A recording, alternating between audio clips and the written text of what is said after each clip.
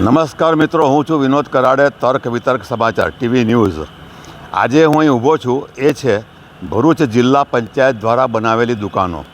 આજથી લગભગ 40 વર્ષ પૂર્વે આ દુકાનો બની હતી અને 45 જેટલી દુકાનો છે। અને ભરૂચનું લોકેશન કહું તો ભરૂચના સિટી સેન્ટરની એક્ઝેક્ટ સામે આ દુકાનો આવેલી છે। આ 45 દુકાનો આટલા વર્ષો સુધી કોઈને અપાઈ નહીં કે તૂટી નહીં, કેમ ના અપાઈ? તો આ લોકો જે પંચાયતના જે અધિકારીઓ પદાધિકારીઓ ચૂંટાયેલી પાંખના લોકો એવું કહે છે કે આ દુકાન કોઈ ખરીદવા આવ્યું નહોતું, પણ હકીકત એવી નથી। દુકાન ખરીદવા કોઈ કેમ ના આવ્યું? મારા જાણ મુજબ 4 થી 5 વાર હરાજી થઈ છે, પણ એ હરાજીમાં એવી આકરી શરતો હતી કે, અને વિચિત્ર પણ કહી શકાય કે કોઈ પણ વ્યક્તિ એ દુકાનને લેતા પહેલાં 100 વાર વિચાર કરે।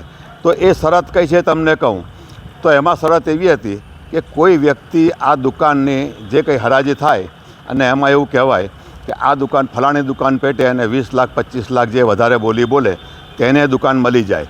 એની સાથે જિલ્લા પંચાયતે નક્કી કરેલું ભાડું તે એને ચૂકવવાનું, વિવિધ ટેક્સ ચૂકવવાના, પણ સાથે આકરી અને વિચિત્ર શરત એ હતી કે એ દુકાનોના દર 3 વર્ષે હરાજી કરવાના હતા।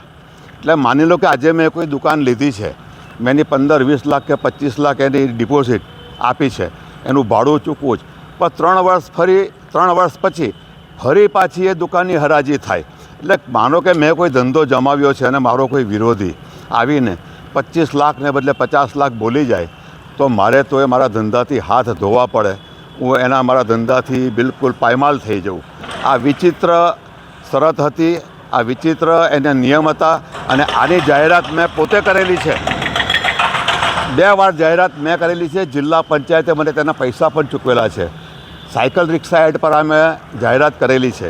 એટલે આવી વિચિત્ર શરતના કારણે આ દુકાનો 40 વર્ષમાં પણ કોઈ લેવા તૈયાર થયું નથી અને આજે જિલ્લા પંચાયતના અધિકારી કે ચૂંટાયેલી પાંખના લોકો ચિત્ર વિચિત્ર બહાના કાઢે છે એ હાસ્યાસ્પદ છે।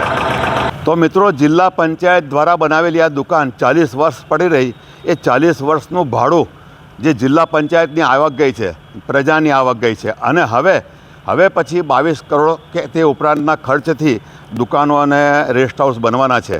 ત્યારે એ દુકાનો આજે ભરૂચ 40 વર્ષ પહેલાંનું ભરૂચ અલગ હતું અને આજનું વિકસિત ભરૂચ, ત્યારે આ વિકસિત ભરૂચ અને મોકાની જગ્યા પર જે દુકાનો બનવાની છે તે દુકાનો રાજકારણીઓને મળશે, એટલે કે એ લોકો પોતાના ભાગે કરી લેશે કે પંચાયતના કે અન્ય સરકારી અધિકારીઓના ભાગે થઈ જશે કે સામાન્ય માણસને મળશે, એ આવનાર સમય બતાવશે।